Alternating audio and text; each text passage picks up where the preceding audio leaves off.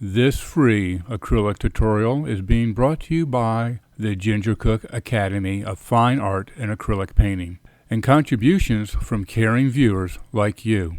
Now, on with the show.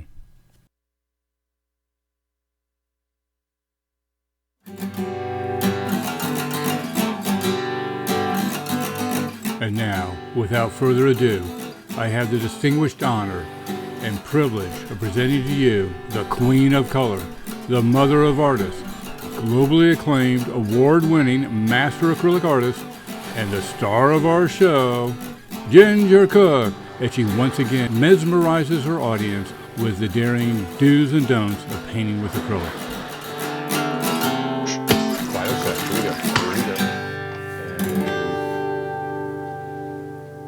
I don't think you're on. Wait a minute. You are on. Who's on? You're on. Someone's out I there? see how that worked. How'd it work? That worked very well. Really? Almost like I know what I'm doing. Hi. Well, so it's the time to say hi? It's the time to say hello. Hi, guys. This is Ginger Cook, and you're hearing John Little in the background. You may even be seeing our faces here and there. No, you'll see your face, not my face. My face. Okay, well, that's good enough. Nobody wants to My see face me. works for me. So, My all face- right. So this is an impromptu video. Well, how that, impromptu was it? I mean, I impromptu. thought means you about could- it at 2 this afternoon. That's pretty impromptu, yeah. Okay. And what occurs to me is that this is going to be a fabulous video. Not only are I'm going to do a 10-minute painting and give that away to our live audience. For Whoopsie. Thank you for showing up. Is anybody hearing me? Is anybody out there? 142 and climbing. I'm climbing. Okay, but we're going to go step by step through 5 surefire tips.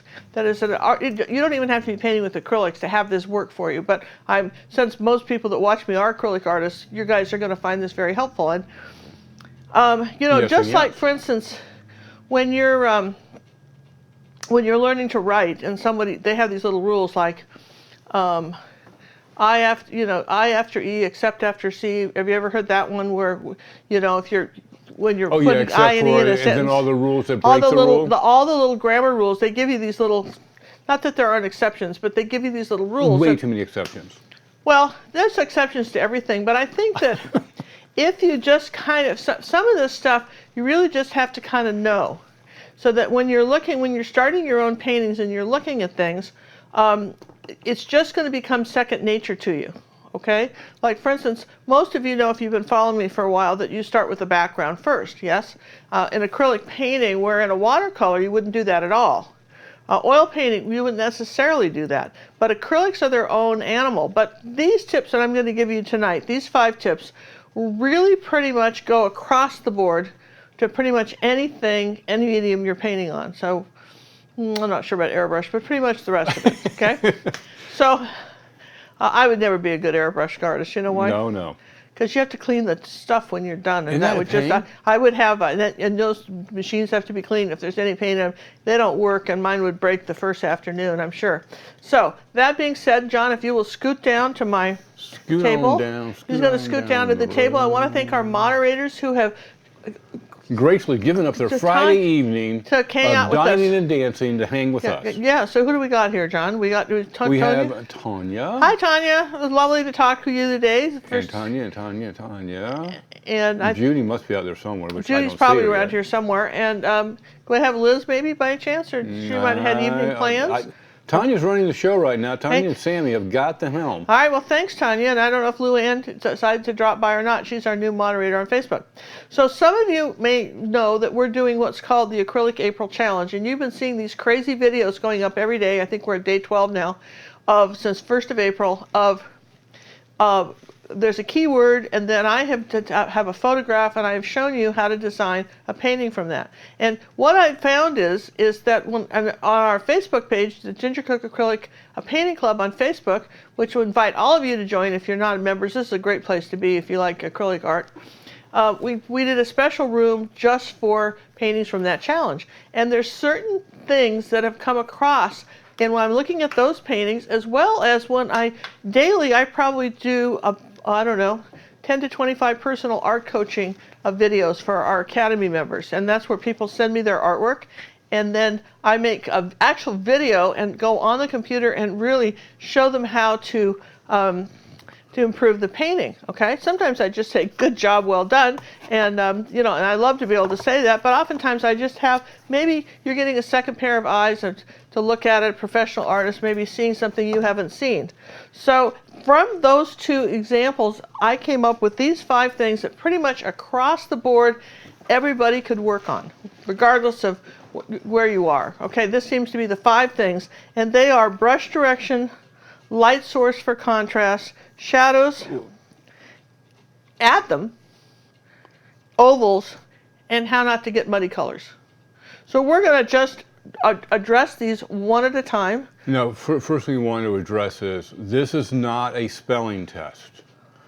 We are not in charge of correctly spelling. We are visual artists. Yes, and if we say number 2 says light source, you trust us that that R is in there, and the light source is just not illuminating the R. That's true. In fact, I didn't even notice it was missing, so that should tell you. Now, that used to happen to me in school. I'd write these fabulous stories and these red marks all over it because I'd missed apparently some letters in the words. And it's stupid. Picky, some of those letters, half the time you don't even say them. No. Why put them in there? I know. I hate that. Exactly. Drives me so we're nuts. going to talk about brush direction. First? Now, yeah, I'm going to talk about that first, okay?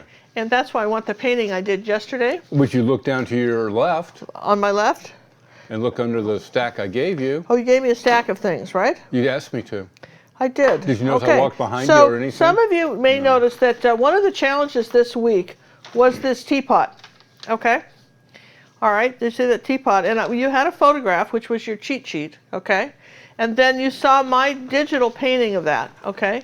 In fact, even recently, I did a whole tutorial that we're going to have in our academy where I actually turned around and painted this as a 9x12 painting out of flowers, okay? And how long did that lesson take you? About 3 hours to do that, paint that, okay? So I want to say that, because this was a kind of lesson on dry brushing, but we're not getting into that today. So what do all these things have in common? In this particular thing, what I want to show you is brush direction. When you're talking about, let's just move this out of the way. When you're talking about putting an object on a table, you know, whether it's a teapot, a glass jar, a banana, it doesn't really matter what. The direction of your brush says whether you've painted a wall or a table. Did you know that? It absolutely does. For instance, in this painting right here, this is an academy lesson, very simple one. Here's a table with some fruit and something. You can find that at the Academy of Fine Art and Acrylic Painting, gingercooklive.gallery. You'll notice that we have a table, and the brush. You notice that the boards are going across. But what seemed to stump people in this picture was figuring out where these boards went. So what I ended up seeing, was that a lot of people,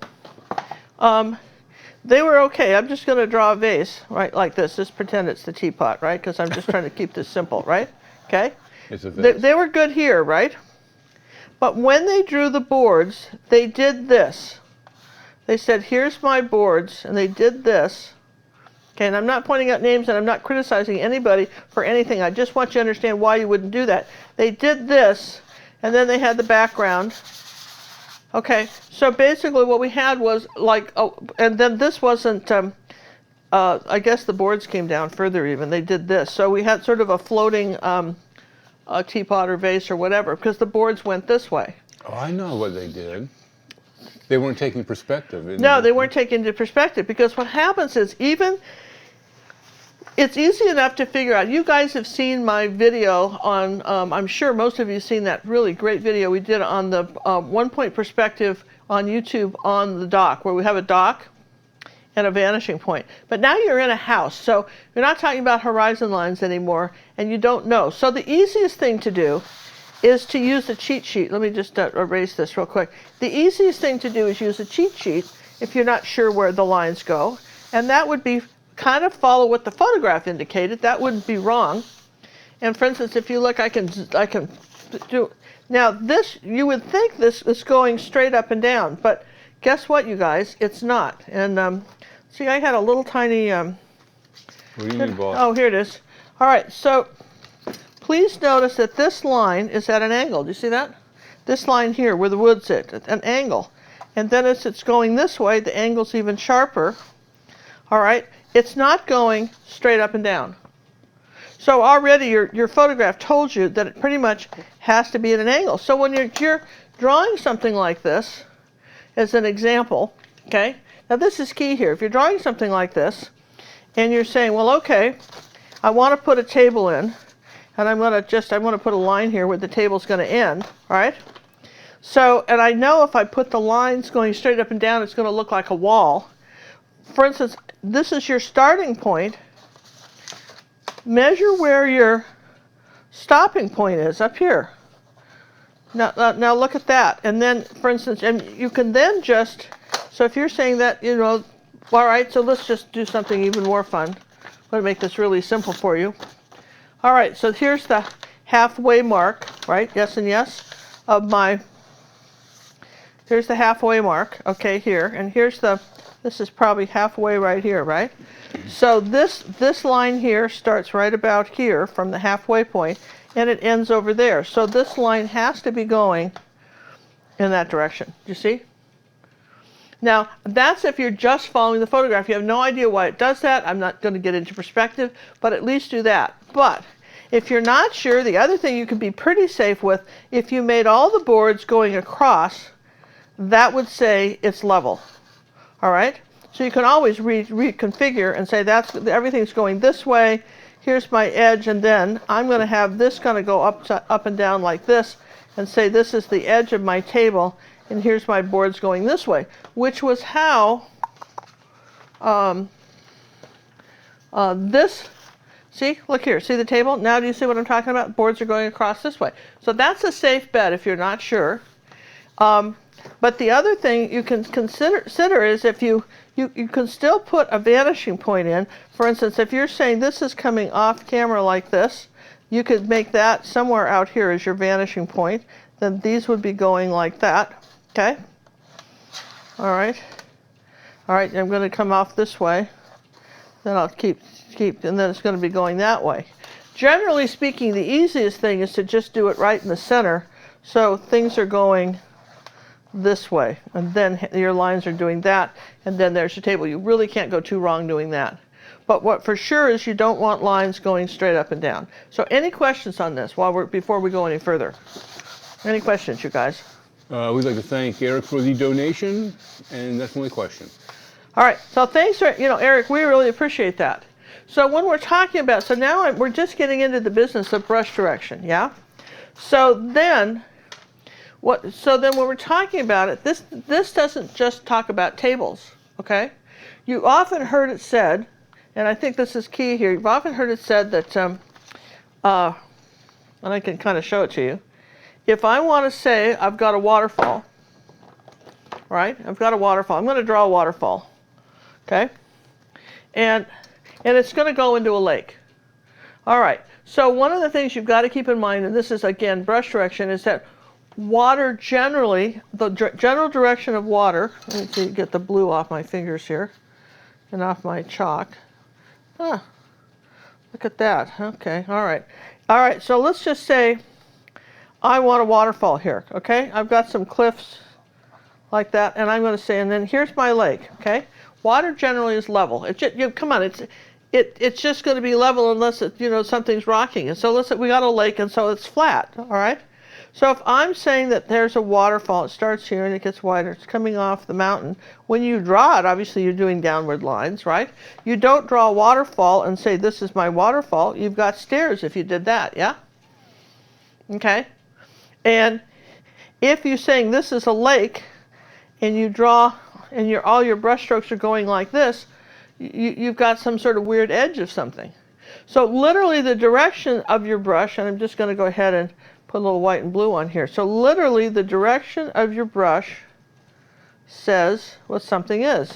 So then if you're saying this, and then your lake's going back and forth, that's your water, okay? If you tilt it, the swimming pool has a leak and it's draining out. If you tilt it, it becomes a river. Okay? So to keep it, even if you don't know anything about the picture, how you paint it, because I promise you, if you paint all the brush strokes like this, and all these brush strokes like this, it doesn't say waterfall anymore.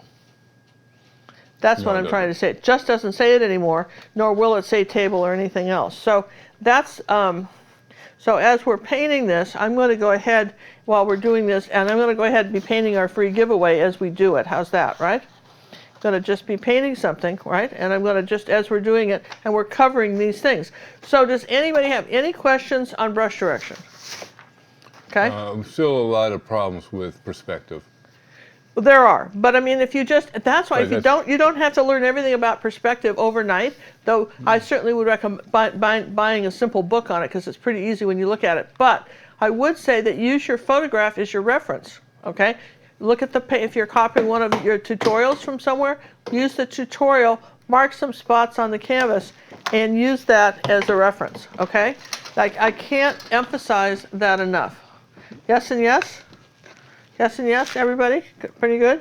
Now, as we're talking about that, one of the things that we've talked about the 3 M's before, and that's number 2. What are the 3 M's again? It was the 3 W's, wasn't it? Yes. Well, I don't know.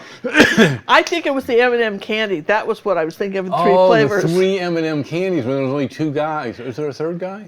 I don't know. The peanut guy. I don't know. Is there 3 people? Oh, well, sometimes a girl shows up. I think it's 4. coming up. I think we're coming up. The 3 W's. What were 3 W's. We're going to go down to number 5. We're not going to do these in order, okay? Oh, we're going to cut. One of the M's is muddy colors.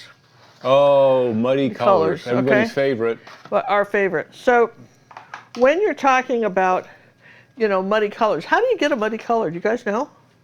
Anybody guess? How do you get a muddy color? Anybody I have my color wheel standing around here somewhere? Furtively hiding on the... Yep, I see it. I bet I need to get it, though. Do you see it? Of course I do. Oh, excellent.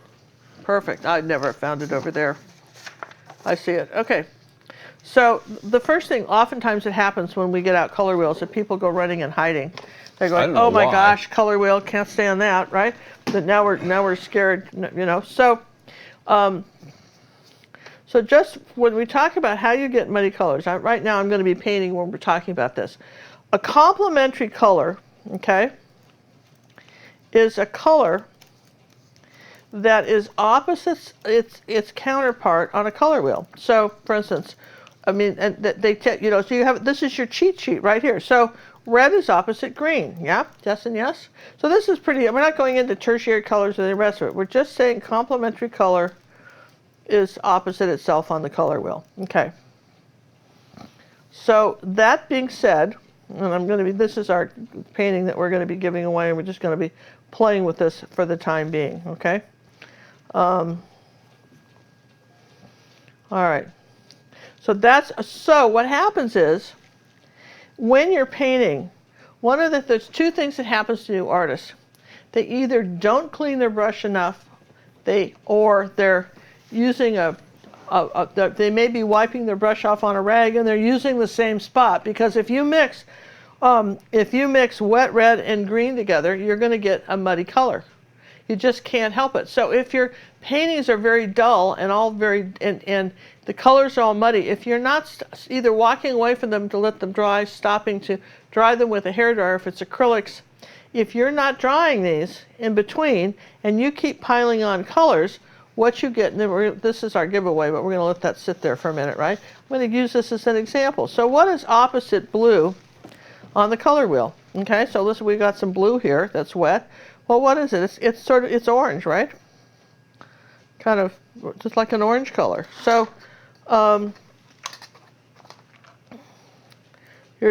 so we've got, so what do we have for an orange? Cad red, medium, and yellow are probably your closest to an orange. So if you're happily painting along something blue, and then you decide you have a sky and you want to add some sort of orange sunset to it, and you add some orange in here like this, and you paint in here on that, what just happened to this color? It just died, didn't it? We don't have this happy orange in here anymore, do we? It died because this blue is wet, and the red orange is wet, and that's the end of your color. So I would say that's you know, one of the things we see that happen, you know, a lot. For instance, the opposite of green is red, right? So let's take some green here, just make a little green, and let's take some red, right? And I want you to see this too. So the opposite of that. So here's some red up here, okay? There's some nice red color here like that, right? Now, all right, so I've got this nice red. Now I want to just go in here and put some green leaves. What happened to my green? It's not quite there. No. And I see this. I mean, people get in a hurry and they think, well, you know, I just won't dry it or it won't matter. And boy, it really matters. So, all right, so that's the green. Let's do another one. The opposite of yellow is purple. So let's get some cad yellow light. Didn't I have some yellow somewhere? I think this is the cad yellow light. Where's my cad yellow medium? I thought I had this. Maybe here it is. Okay, so here's some yellow, okay? So if I put some yellow up here, like this, okay? And let's get some dazzling purple.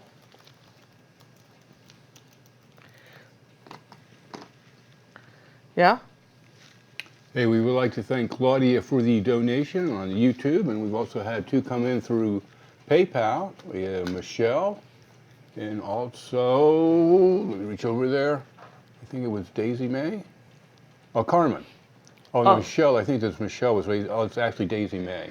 Thank you very much, you guys. You can't know how much we appreciate it. And because of your donations, we're also, besides giving away a free 10-minute painting tonight, we're going to also give away some week of scholarships maybe a week scholarship and a couple download. We have some downloadable lessons that were donated to us to give away tonight. Yeah, so Joanne donated some. Donated some, so we're going to give away some This will be a giveaway contest tonight too. We're going to give away some stuff if you've been watching us live. Just because not a lot of people come to us on Friday night because you paid attention. You're being rewarded. Yeah, so we're going to have some downloadable lessons tonight, and so we're going to have a word. John's going to set that up, and then we'll tell you how to enter. But right now, do you guys see what happened to my yellow? And do you see what happened to my blue? And you see what happened to my red? Yeah? They're all yucky. They all went bad. They all went to heck in a handbasket, right? Now, if I dried my paint, would I have had that same problem? No. No, you wouldn't. If you dried the paint, you wouldn't have had that problem. But if you hadn't cleaned your brush well, you would have. Maybe you dried your paint, but you didn't clean the brush well. Now, here's something you may not know. Here's a glass. There's no water in it, but just pretend that there is. Now, I'm going to put my brush in there. If you do this, swish, nope. You've got to touch the bottom of the container back and forth like this. Touch the bottom of it. And a lot of people, like for instance, I use a container. I'd use a container like this. And you can't see. You can't see the bottom of it because we got the one side still clear. See, on the bottom of this one, there is a rough edge, and it. Well, now you can't see it anymore, folks. I hope you saw it quickly. Pay attention rewind, quickly. Right? There's rough edges on the bottom of that. Okay, so it helps clean. Now another one I thought that I really liked. I don't use it as much, but I bought a screen one time. It was designed for oil paints. It was something that, this little screen. This was the top of a tuna fish can. Somebody made that for us. Somebody made that for us, and they use that, so the sediment keeps your water cleaner, and it falls to the bottom. Okay, very clever. And it goes in the water glass. Wouldn't fit in there, but it fit in a little bucket. So. Yeah. This is very clever, little screen, but then if you're constantly, and I don't use paper towels because they don't absorb as well, and I can recycle these, but the thing of it is if you keep rubbing your brush in the same place, now you're going to make it dirty again with the paint you just swapped out. So you may have done everything else right and then kept rubbing your brush on that. And Which we experienced yesterday when we were filming that one lesson. I had to take, you want to start off 2 or 3 rags. You can use these again. I like an old washcloth I buy these at Costco. They're for, in the car department, you get like 25, or, I don't know how many, you get like 50 rags or something. That'll last me forever. Hey, Mary has a question. Yeah. I layered my painting so much. Can layering a painting too much ruin it? Does too much layering ruin a painting? No, Mary. Too much layering does not ruin a painting. Here, pull out your painting that we just did last night. Yeah, if you are if you are drawing in between. You got to draw between. There's a lot of layers on this painting. That painting probably got close to, in some areas, I'm going to say at least 40 layers. Different, yeah. And the more paint that's on the picture, that kind of, because it grabs and skips, it's really cool. Particularly, this is a dry brush technique, okay? If it's all wet on wet, yeah, you can ruin it. But if you're drawing in between, yeah, you don't. See, and see again, how this will vibrant be the colors still are in that one? Yeah, see? Look at how vibrant the colors are. You can see the blues. Can you see the blue-greens in here? Different colors on the wood grain. You see my vanishing point back here with the lines? Somewhere back here, these lines are all going to a point. I see that. Yeah. Hey, I want to say hello to Becky real quickly. She's out to dinner with friends, and she interrupted dinner to join us for a brief Oh, hi, Becky. Hello, Becky. Go back to dinner. If you're wondering who Becky is one of our Sherman's one of our moderators on our Facebook club. These guys are all volunteers. Becky, Mona, Tanya, Judy. Luann's our newest one. Luann's our newest one. Welcome to her. We've got Liz Clark. Wendy sometimes is playing, and we these tirelessly, take care of they work 24 the club hours members. A day. And make the club a nice place to be. It's a free place to join. We're going to put in an ad for that. Why not? Now you'll notice that I'm layering this. This was my first yellow and white. Didn't happen much over this thing. So now I'm going to put my next layer of color on this. You see that? Next layer of color. I didn't have to dry it with the dryer. We were just letting it go. Yeah. So, all right. So that's my next layer. Now, as we're talking about that, so pretty much those are the ways to avoid muddy colors. And let's just review that again. How do you avoid muddy colors? And think, maybe you need to write it down. You need to not paint. You need to dry between layers. And if you're painting red over green, you're going to get a mud if you paint your complementary colors over each other when they're still wet. Which is why. Well, why is this useful to know? Well, because look here. Sometimes, let's see. Do I have a white canvas somewhere, John? Maybe. There should be some yeah, here's white one. Here's a white one here. Let me just show you something. I've got some yellow. And it's pretty bright. It's in your face sunflower yellow, right? But if I take 1 or 2% of its complement, which in this case would be purple, and add it, it will gray the yellow and make a nice shadow color. Do you see that? Just slightly change it. So a lot of times what you can do with your complementary colors is that you can use them to tone down how bright something is. And it really works well with, say, purple. Let's take a little purple, and Dazzling Purple. And Dazzling Purple is a very, very bright color. Okay, let's put some white with it so you can really see it. See how bright that is?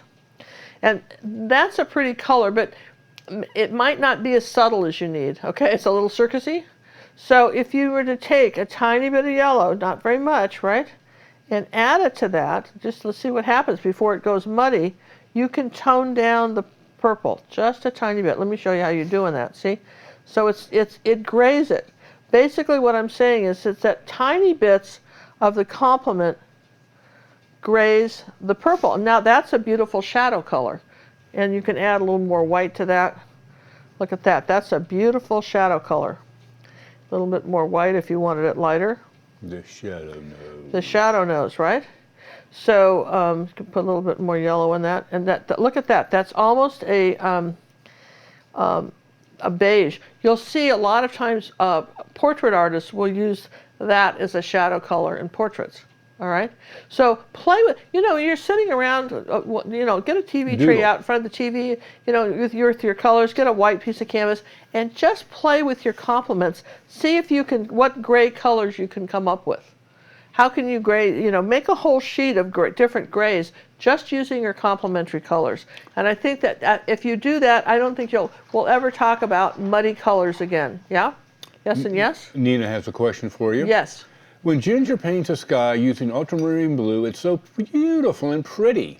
When I do it, the color is terrible. My ultramarine blue is red shade. Is this the wrong color?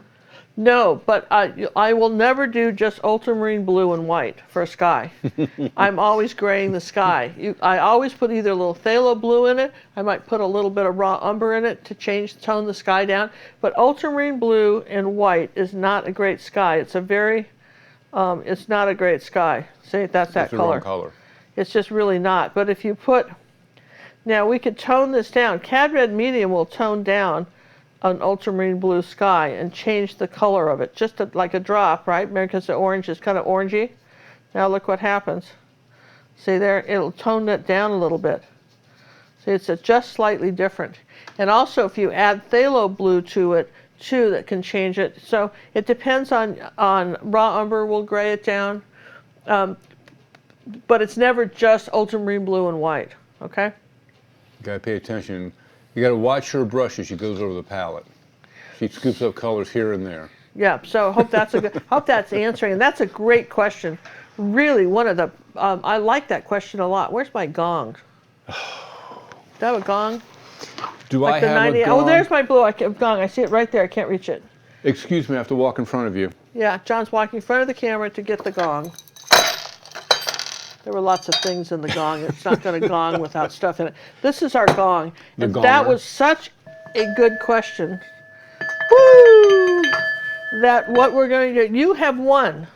Without even entering anything. Anything. You have won a downloadable 1-credit lesson at gingercookondemand.com. Get out of here. And all you have to do is go over there, find out one of those lessons, use the contact us, tell us which one you want.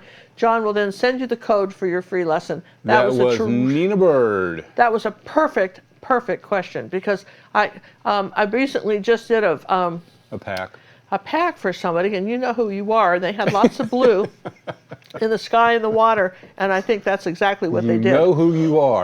Probably half the audience out there. Yeah, you know who you are. You said it in. The word for pack is personal art coaching. That's our slang for it. The word. Pack's a word. PAC. No, PAC is an acronym for personal art coaching. I love it when you talk with big words. This is so good. I love it. You're so smart. Aren't I though? You're so I learned smart. from you. Well, you did, but I just love it. Oh, okay. Stop. Focus here. Oh, all right. So now we're talking about. Wait a minute. Is there a substitute for the color beryllium? Well, beryllium, I think, is sort of a red. Now, remember, reds are primaries. Reds are primary colors. So when you're buying, like, for instance, say a alizarin crimson, that's like a kind of a wine red, okay? So if you buy that alizarin crimson, it's going to have different pigments in it than, say, just regular naphtha, your red on your color wheel. Yeah, what did I do with the color wheel? Here, this one, all right? So you're red on the color wheel right here, okay? So if I wanted to tone this down and make it more purpley, okay, so what makes purple? Red and blue, yes and yes? Yes, yes. So you could take, for instance, here's a little bit of red, and I could take a drop of purple with that, and I could put that in there. Let me just, where's my white in here? I can show you this again, right? So wait. Yes. I just have to move around with you. Okay, all right, so now look. That's just regular red, a little tiny bit of purple, okay? And that's that's a good color for, say, a shadow for red. Do you see that? If you were, say it had an apple and you had to have a dark shadow, you can add a little purple to that. But remember, red and blue make purple. So if you were to take ultramarine blue red shade and red, okay, you would also get more of a wine color, okay? All right, and very similar. Isn't that very similar? Very similar colors. In fact, it's almost the color of this background, yeah? So, but on the other hand, if you're talking about magenta, something like this you almost have to buy. You can't get that bright enough, that magenta color. You just really can't get that bright color. You just can't get it. If you add a little bit of purple to that, you can get, well, that's strong, right? Just take a little bit of white here, right? Was that your purple? Yeah, that was my purple. Really? And look at how gray, well, it had a little, brush wasn't completely clean, but see how gray that went? That's a pretty color. Yeah, it's pretty, right? That's an LA color. That's the white with magenta and purple. And again, this is an interesting, it's almost a steel gray, isn't it, with a little bit of a red tone to it? And if I were to add a bit of yellow to that, because yellow, gray is purple, not to get too crazy with you. Now look here, a little bit of white, a little tiny bit of yellow. Look at that. So look at this beautiful soft silver gray. It's almost silver, isn't it, in color? Yes. All right, and that's magenta, purple, white, and a little yellow. So I tell you what, you can just mix any color you want. You can play with colors, and I would say doodle with your colors. And write down, make notes, make your own little color cookbook of how you created your colors. You know, I remember we had a friend, and she cooked some beautiful. Really, I don't know what she was making, cookies or cakes or something, and she wouldn't tell anybody what she was cooking, how she did it. And she said that the recipe was guarded. All right, that she was guarding the recipe. All right, that's what she said. From who? From the world, that it was all prioritary. There are all kinds of cooks like that. My grandmother, we're not telling a soul. This came passed down from the family forever. They have these secret recipes for their food, right? I'm just going to show you just a little trick here. I don't want this. I'm just going to kind of do this. Take a little bit more yellow up here like this. Now, what have I done here? Looks like I've made it like some two-tone colors, but what I've created here is a shadow on the lemons. Okay? They're still floating in the air. For instance, I've created a shadow on the lemons. All right, because I've made one side a little bit darker than another by using just maybe making orange. Maybe I'll put a little purple with that. If I wanted to say this was darker here, okay? This is the bottom of this lemon. I've created a little bit of a shadow. Now, this lemon looks rounder than the one when we didn't do it, okay? But, so if I did that, that comes to tip number 3, shadows. What I'm not seeing is shadows in things, okay? And what people will paint things, but they don't, shadows say whether something is floating. For instance, if I want to say that these lemons are floating in the air, I would put their shadow like this, you know, or put their shadow like this. Maybe I said, there's my, this. All right, we're going to say this lemon is sitting on the ground. These lemons are falling because their shadow is here. Do you see what I mean? By just changing where they were. Now, if I said that I don't actually want any lemons floating, or I don't want any shadows for lemons, but I just want to make that as a point. But where you put your shadow on something makes a difference. And how do we determine where the shadow is? Well, that gets us to, you know, the other thing, which is light source. If you do not say where the light source is in your painting, it's hard to know where the shadows go, all right? So if I'm saying that the light from my lemons is coming from, say, let's just do this right now, okay? Let's, okay? Hey, can I say, Lynn says from New Zealand, hi from New Zealand, I guess it's better late than never, it's daytime here, housework time here, but my phone said Ginger was on, so I ran for the computer. Oh, and hi. that's more important than any old stinking housework. We have tub of towels to prove it. Oh my gosh, that's awesome. So thank you for joining us. What we're doing right now, if you just got us late, if you joined us late, what we're doing is we're talking about 5 surefire tips that if you get these concepts down, make your painting so much better, all right? Whether you're painting acrylics or oils or watercolor, doesn't matter, know this stuff. And we've gone over brush direction, we're talking about shadows, muddy colors, but I think you can't talk about shadows without talking about light direction. So that means the sun shining from this direction, so this part of the lemon right here is lighter, yes? And this part of the lemon right here is lighter, okay? Yes? Yes and yes? There we go. Now what happened? So the light's coming down from the top, all right? You see that? So obviously I don't want lemons in space or something, so I probably won't put a table or anything with this, but you get the idea that if I'm saying that that's a lemon, and I might want to say that, didn't I put some green out somewhere? I did, here. let's put out some green. So there's a lemon, and I'm going to put out a green. Let's put a little red with that green, kind of tone that down. So let's just say I have a lemon here, and I want to say that I'm going to say here that there's a here's a lemon leaf, right?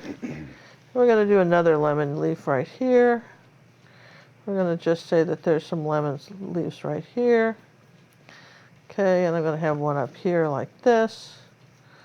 And I'm going to do one over here like this. And maybe I'll turn this like this. I don't know. How should we turn this? I haven't decided. I've just been playing around this, right? So, all right, so I guess we're going to leave it like this, right? Let's say that there's a lemon leaf right here. And I've got one like this. And gosh, I think there probably should be one in here somewhere. I don't know. So, all right, there's my lemons. So obviously I need some green here, right? So I want to say that there's some sort of lemons here. And they're leaves, right? Happy leaves, yeah? Yes and yes? Happy leaves. And maybe I want to say that there's a branch somewhere. So I'm going to say here's a branch coming this way. And out over here like that. And, okay, I'm going to say that too. Now I'm just making this up, but I want you to get the idea of what I'm doing. So these don't particularly look like leaves. They're green, so they could be leaves, right? But you don't necessarily think they're leaves. And why not? Because they're all one color. Yeah?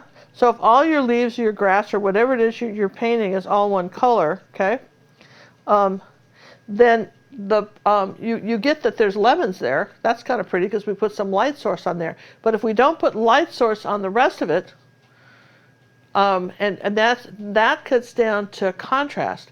99, or at least 95% of every personal art coaching critique I do for our students, right? And what I see, the biggest error I see on any of the paintings that are posted on our anywhere else where people are saying, look what I just painted, is contrast. There isn't there's not a light source, and there isn't enough contrast to determine what's light and what's dark, okay? And you don't have to reinvent the wheel, which is why, by the way, you shouldn't do what I'm just doing right now. You should have some sort of something that you're looking at. I sort of, here, I think you guys remember, do you remember this picture right here? This is a video we have on YouTube. If you want to paint these lemons, this is a video we've got, and I think it was meant to go, how was this meant to go? Vertical. I think like this. Way. It was meant to go like this, all right? And you see that, right? So, and that was, all right, but you'll notice that if we were to paint these, what's the number one factor that we're seeing in here is that there is contrast. For instance, wherever there's a light, there's a dark. So if I want to say that this is darker in here, I want some contrast, I'm going to go ahead and darken up some of this background. Do you see that? I'm just going to, even if I put some red with it, because I kind of like some of this red, I don't have to lose all the red to put in a little bit of dazzling purple or ultramarine blue, okay? I'm going to just say that there's something dark in here, and oh, I like that, right? I can play with some of these colors. And let's see, let's try a little bit of ultramarine blue with that too. That's pretty. And a little bit of magenta. I'm just going to play with the background colors here a little bit, okay? And I'm going to just make this a little darker, add a little more cad red medium. What's happening is that, here's a little bit of cad red medium in here. Going to just a little bit brighter red in here because I like the red. Don't you guys kind of like the red? I sort of like the red next to the, why do we like the red next to the green? I know. I know you do, but why? You know, because red is opposite green on the color wheel. And they're just trying to get closer together. And they want to hang out. But they're opposite. Yeah, but here's the thing. It can't be 50-50. No. It's got to be 75-25 or less. Yeah. You either have... Somebody has to be the winner. Somebody has to be the dominant party in this little group of reds and greens, yes? Yes. Hey, Sandy has a question. Yeah. Ginger, if I were painting sky and the sea, which you often do, how can we know we're using too much blue and the right blue for the sky and the sea? Well, this is why you have reference photos. Try to get, you know, when you're first learning how to paint an ocean, don't reinvent the planet, go find a sky. Because generally speaking, your ocean is a grayer version of the sky oftentimes. Or also it depends on how deep the ocean is. There's some factors, right? But you can't have a bright turquoise blue ocean and a dark gray sky. You know, I mean, it's just, you know, look around at, you know, use your, absolutely, please use your reference photos. All right, so, okay, I'm going to come in here okay, like you this. see we put the link up on the on the screen for the giveaway for, is this the painting you're giving away? This is the painting I'm giving away. And it's coming around. I mean, it's interesting, isn't it? Oh, it is so far? You know, I mean, you've seen this one, right? Yeah. And that's pretty. But look how pretty it is with this red background. Just a few little leaves, right? And a red background, okay? So if you'd like to win this, please use the link there on the screen, or eventually... Now I want a red, I want a green leaf over here. Now look what happened. I'm using green and yellow on top of red, right? Now what did I just do? I just did what I told you never to do. Hey, we would like to thank Chloe for the donation that came in through the PayPal system. Okay, thank you, Chloe, very much. Now look here, I've got this dark green, and how did I get it so dark? I got it into wet red, but I wanted to say that perhaps there was a green leaf right here, right like this. And I'm going to say this is a green leaf. Now, what's happening with this? This is all going dark green because why? And I think I'm going to just cover up some of this lemon right here. I want you to see what happens. Now, here's my dark colors. And I'm just kind of playing with the leaf a little bit, and I've got another little, here we're going to just play it. Now, this is still wet, and I haven't dried it. So what happens is, if you're painting like this and you're in a hurry, now I'm painting my green leaves over this wet red, and look what happened. Not only did they disappear, okay, which they did, they disappeared, but if I didn't want dark green, that I'd be in trouble. Now it just so happens I want some dark green, so I'm going to live with that, even though it looks like something I might not want to live with. But I will have to eventually dry this. And you can't just put white in it. I want you to see why. If you just put white in this, I mean, you're going to have a, you could, but the problem with the white is it's going to really be grayed. See that? And it's still very dull. So this is the real thing about why you want to dry stuff. So we're going to let this dry while we chat about other things on the list. Yes and yes? Yes and yes. All right, so we're talking about shadows and why you want them. Do you have any other great examples? I want to congratulate everybody that's been participating in our Acrylic April Challenge. This day 12. I know it's, we're not even at the halfway point. We're not even at the halfway point, but you're hanging in there. I'm hanging in there with you. We're all learning a lot. I think it's fun, and but I want you to remember that we're going to go live every Monday with regular step-by-step video acrylic lessons. We haven't dropped that off the channel. Oh, and we have a good one for you Monday, 7:30 p.m. Central. Oh my gosh, we're going to be doing a Van Gogh. This coming Monday, we're going to be doing a Van Gogh. One of my favorites, I've been saving it for you. It's along the theme of Monday. So we're going to also have Monday, we're going to have a digital picture. And, which is quite good. Which like we normally do. And then on the same time, I'm going to show you Van Gogh. Same day. Same day. Not the same time. Not the same time. No, not the same time. We're going to be doing, that evening, we're going to take a Van Gogh of the same theme, and we're going to paint that. So how cool is that? So we're all going to be inspired by that. Yes and yes? By Mr. Van Gogh. By What's Mr. the Van secret Gogh? word for? When you go to the entry form, it'll say, what's the secret word? If you don't put that secret word in there, you did not really enter. Well, I think we're doing a testing to see if you're paying attention to what we're doing. Yeah, okay. So now we're talking about ovals. Ovals. Oh, and wait a we're minute. going to go. We've talked about ovals. We've talked about ovals. We've talked about ovals, and I'm not trying to be unkind here, but people are not getting ovals, and so let's talk about them again, because sometimes repetition is something that makes it stick. So there are certain things that you have to be able to draw when you're painting. But fortunately, you learned those when you were 5 or 6 years old, when you learned handwriting. So it's not, you're just honing the skill you already have in your brain. We're not asking you for a new skill. So if I want to draw an oval, okay? Nice job. If I want to draw an oval, I'm using my whole shoulder to draw this. My hand is staying still, my wrist is locked, and what's moving, maybe John can show you, can you see Well, you can see it because... Can you see it? I'm moving my whole shoulder. And one thing you can do, I'm going to give you an exercise, all right? You guys with me? I want you to take some notebook paper. Maybe you've got a grandkid or a kid somewhere that's got an extra spiral notebook, right? And you've got all these lines. And I want you to take a pencil or a pen and holding your hand your wrist straight, and you're just gently, don't grip the pencil. And from the shoulder, what I want you to do is start making circles like this, all the way, coils of circles from your shoulder, like that, in between the lines, all right? Maybe you want to do 2 lines, like that, okay? All right, and try to touch the bottom and the top of the line, all right, like that. Try to, and use your shoulder. Get in the habit, learn to do this.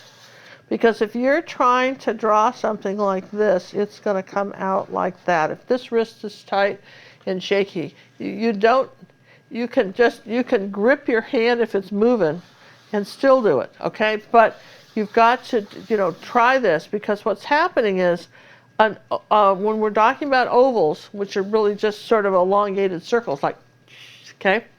I'm drawing those from my shoulder, all right? Put a point here and here. Decide how wide you want them. And draw a circle around them. And then sneak the circle inside, okay? That's one way. Now, we've talked it before, and I can erase this and talk about, I'll get you a handy tub of towels here to erase my stuff. Man, I love these things. Turn this around. While you're taking a commercial break there for a second. Well, I have to talk about my tub of towels because everybody knows about them. And they don't pay us to say anything, but they did send me some because I kept talking about how much I liked them. They said, "Really? Have some? We'll give you some." So, happy to do that. We have a question from Sal. Yeah. Question for Ginger. In today's planter painting was hanging off the wall, and we were making the planter shiny. Where would the shadow be? I felt that it needed to be on the shelf or something. Well, did you see? Look at the photograph. I want you to look at the photograph, because that was an interesting picture. I had a photograph of that, and it told you any shadows because it was hanging on the wall. The problem was that a lot of photographs, and this was a reason I picked that, a lot of photographs have multiple light sources. I mean, they have studio lights. And they have studio lights. This is why, if you're painting a vase of flowers, you don't want to go to 1-800-Flowers and look at a bunch of their photographs and paint those vases, because the light's from everywhere. There's no shadows. There's a real art to lighting a painting and a photo. So that photograph, really, almost the light was shining right on it. And that came up with another question somebody asked, which I know went flying by. How important is the shadow? Is any shadow in a painting? Oh, it's hugely important, because it says what something is. The shadow says... You're giving the depth and the feel of it. Yeah, it gives you the 3D. The shadow gives you the 3D effect. If you don't have the shadow, everything is flat. It's like cutting out shapes of paper, construction paper, and gluing it all over your stuff. Everything is just, you may have the shape right, but if without a shadow, you don't know what anything is. There's lights and darks and all that stuff. So when we talk about ovals now, back to ovals, if you will draw a box, okay, and you're going to say, now depending on where the viewer is, depends on the shape of the oval. If you're looking down, we covered this in Ginger's Gems, right? But basically, if I'm going to say that I want my, I'm going to make a very skinny one right here like this. Look here. There's my oval, okay? Can you see the top of that? You're just barely looking at that, okay? You got a soup can. And then I'm going to just, if I did a line here and a line here like that, okay? And then came up here like that, I've got a little cup, right? Okay? Now what if I wanted now the bottom, okay, that's kind of loose like this. What if I wanted something like that, okay? Here for the case, and look at, I just sort of did the opposite here. And then this would be flat because it's sitting on a table. All right, so that's whatever happened here, you basically would kept bringing this down. But the oval, right, if you made it too big, okay, if you did it too big, now you've got a different viewpoint on this cup, don't you? Okay, you're looking at, now you're going to see some of the inside of the liquid because you're looking more down on it. You're going to see it inside the cup, inside the rim of the cup. And then there would probably be, I could paint that for you, there'd probably be a light and a dark source and so forth. And for this cup to look round, we'd have to have a shadow on one side, and this would be in shadow too, and this would be the light side. Okay? So if the light's coming up from here, then this would be the dark side of the rim, and as it curved around this corner here, it would get lighter. This side of the rim would be lighter where the light might be hitting it, and this would be the dark shadow side. But you can see that when you're, see already, look at how that just changed by me just doing that. You're seeing that, you guys. You're seeing, that's why we tell you, don't make it up, get a reference for you. It's like a cheat sheet. It's like doing an open book test. They tell you where the lights are. And if you don't, if you have a photo without good shadows and good lights, find another one. Yes and yes? Or start studying lighting. Yeah, yeah, you can do that too. If you don't like the lighting that's there, you have to study lighting to understand how to make it change. Yeah, so these are coming up because you don't. You're getting smarter. We don't want muddy colors. These are coming up, and we wanted you to have, you know, the most success with your paintings that you're having. We really want you to have great success with your paintings, and these are such easy things. These are something. This is just a skill thing. You don't have to know much about it to be able to do it. We said the light's coming from here, right? So let's take a little bit of this light yellow here and say that's the light part of my leaf. Let's take a little bit brighter here. There's the light part of my leaf. Let's see. Has Ginger ever done a tutorial on a Shih Tzu dog? A what? I think it's Shih Tzu. No. SHIH I have not. TZU. I have not. Okay, so all right, so I've got light coming from that way, right? Kind of same with the lemons, right? So maybe the tip of this leaf is lighter right here. Okay, and then as it comes back down, it's going to be darker. So let's see, what would this one be? Right there, it would be lighter right there, yes and yes? Okay, so would this edge catch the light right there? Okay, now what's happening to our lemons is that, and our leaves, right, is that what's happening is that you're, see, we're just sort of fuzzing that out here. We had a dark. If I wanted this a little darker, here, maybe I want this side of the leaf to be a little darker. Okay. Now, if I don't want it that much, I might just add a little bit of, now look what I'm doing here. I'm wiping off all the excess paint. So I'm only dealing with what's on the canvas. That's the other thing too, is that sometimes if you don't do that, then you end up with more color than you actually want, right? All right, so I'm saying that's the dark side of that leaf. Now just doing this little bit of stuff, right? I'm going to say here's this leaf. Now you're starting to see why the shadow's needed to give it the depth. Yeah, so now we want to turn this into more three-dimensional. So let's just say, I'm going to just, okay, a little bit more yellow here. Okay, like that. Not quite as bright as some of these others. But we're going to just say that there's this leaf here. Maybe, here, let's put a little white with this green here on this one. Yeah. Put a little bit more white. I'm going to lighten this up even more. And you'll notice how I flatten stuff out, okay? Wipe, wipe, wipe, wipe, wipe. Wipe, wipe, wipe. And then blend that out, right, like that. So there's just a little bit of highlight on this leaf, right? Okay. So maybe we're saying that this leaf here is kind of tucked underneath this lemon. Okay. So there's this lemon's causing it to be a little bit more in shadow than it would normally have been. So we'll just do something like that and not talk about this one. Okay. And what about this one here? This is sort of fun. I'm having fun with this because I think this is, let's see, I want this leaf to be lighter right here, like that. Now I got into the purple. Look what happened. I got into the wet purple. This is still wet. And see how it changed my green? It did.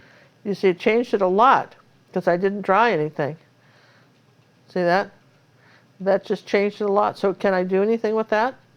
Not really. Not till that dries, though. I like purple. I'm not against that. I might call that a happy accident and see what else I could do with that leaf. But I'm just saying that that's There, that purple sort of turned that, you know, sort of a blue-green, okay? So that leaf probably wouldn't go very well. So what could I do? Let's see, what did I do with the red? I had a red somewhere. So as we're talking about, you know, painting stuff, okay? Here, I want to erase this leaf, yeah? So, because it's all muddy anyway, I think I can get away with that. Just make that leaf a little smaller and just do that, okay? Tone that back, and I would have to dry this leaf to have anything else happen. So, when you're talking about painting your stuff, I mean, we haven't used a hairdryer yet. We've just sort of let everything sort of air dry. We've been chatting about this. Your colors, your light source, we're saying this leaf right here, this little dark green leaf right here, right? This one right here. Not too much water on the brush. Wipe, and I'm pushing pretty hard. All right, so I've got this part of the leaf is a little bit darker green. Okay, let me just turn this around because I had too much water on this brush. New brush. Time to retire that one. When they start to fray, it's time to retire them. Okay, so here we go. See that? All right, so I'm saying that this is the lighter part of the leaf. Everybody was with me on that, right? So, there's water there. I don't want that. All right, so if I'm saying that's there, would this leaf have caused a shadow on the lemon right here? The light's coming from this way. It probably would have. And at which point I might have put that in by making that a little bit darker. You know, maybe under here, I might make this a little bit darker here to suggest that that might have caused a little bit of a shadow, see, from that leaf. Now, because that's not touching the leaf, there's a little space. The leaf looks like it's actually raised above the lemon, okay? Where this lemon looks like it's sitting on, this one looks like it's sitting on the top of this leaf because the shadow's, you know, touching it, right? So, I mean, depending on where you put your shadow, only the shadow. okay, and again, then you have, we're not even going to go into other reflections, but we have the 3 lemons. We have a question? I have a question. Do we have a black and white? Do we do a black and white hand? So he's asking, have you ever done a gray study, just black and white? We did the hand. Was that Yeah, we have a hand that was black and white. Yeah, that's the only one we've ever done, yeah. That's a lesson on the yeah, Academy? on the Academy. Okay. I'm going to dry this real quick, okay? Oh, well. Can we dry this? And John's going to answer some questions about that, where the Academy goes. We want to invite everybody to subscribe to this channel. We're going to finish up this painting. We're going to give away today, besides this painting, for those of you who are entering, we're going to give away 3 lessons, downloadable lessons on Ginger Cook On Demand. These are acrylic. 3, 2? 3, yes, 3. 3 downloadable and 2 7-day. And 2 7-day lessons. So we're going to have a lot of winners in our live audience today, and thank you for staying with us. And someone's going to, you know, win this. And those of you who are inspired, remember I've got these lemons. I'll try to put the link here in the video after the show, but not, you can just. This is a YouTube tutorial. It's fun if you haven't done this one. I think it's really pretty, and I've seen this huge, and it's gorgeous. I'm going to dry this, okay? Okay. All right. While she's drying that. Thanks for coming out on a secret night. Let me get my camera adjusted. There we go. All right. Thanks everybody for showing up tonight. We appreciate it. It's a Saturday night special. Make sure you enter. The links have been put into the chat as well on the screen. Again, this is only for the live audience. If you're watching this afterwards, it will stay up. This YouTube lesson will stay up. It's got a lot of great information and good reference in there for you. So make sure you keep this one on your, put this in your own personal playlist so you'll have reference to it. A lot of good information is being given here, very similar to what we give on gingercooklive.gallery. And back to you, my queen. Thank you. Would you like to take a moment and give away a lesson right now? Right now? Uh-huh. They're still entering, but why not? Well, These are the early people paying early attention. people that don't have to wait for hundreds of people to join. Let's Hundreds give them of a break. people. Yeah. All right, you guys, we're going to give away one downloadable lesson right now to somebody. We're just Right now. Right because now. this is what you want to do. Even though you can still be entering. Yeah, still enter. You can Don't still stop enter. We're entering. just going to start giving away some stuff right now. Right now. You know, which is fun because, again, we appreciate you hanging in there with us. And one of the advantages of downloadable lessons is that if you're somewhere where there's no internet, it's on your computer, you own it forever. It's like owning a book. It's the difference between, say, renting a book in the library and taking it home with you and having it, just being able to pull it off your bookshelf. And trust me, there are some great videos on our on-demand. And this year, John and I made a goal that every month we're going to add at least 5 more videos to that lesson minimum. We're going to start powering up. We're going to start powering up. Because a lot of people don't have good internet and they want the quality lessons that we offer. So we're going to start putting more on there and kind of as an intro to that. All right, so as I'm painting this, you guys, you can be watching this while he's doing something. While I'm doing something, would you like me to pick a number or do you want me to sit here and do something else? Pick a number. I'm doing this right here. Go ahead and pick a number. Echo. Echo? Are you there? Yes, I'm here. I listen once I hear the wake word. Well, yeah, but you weren't paying attention. Echo, pick a number between 1 and 160. Your random number between 1 and 160 is 17. Well, why did I give you all those other numbers? I was going to take something that low. Well, but those people count just as much as the people. Absolutely, good for them, do. and I think sometimes they feel a little gypped myself. That would be my guess. I think they do. So yes, yes, and yes. I have a Joanne something. Well, so why don't you spell it? C-H-A-C-O-N.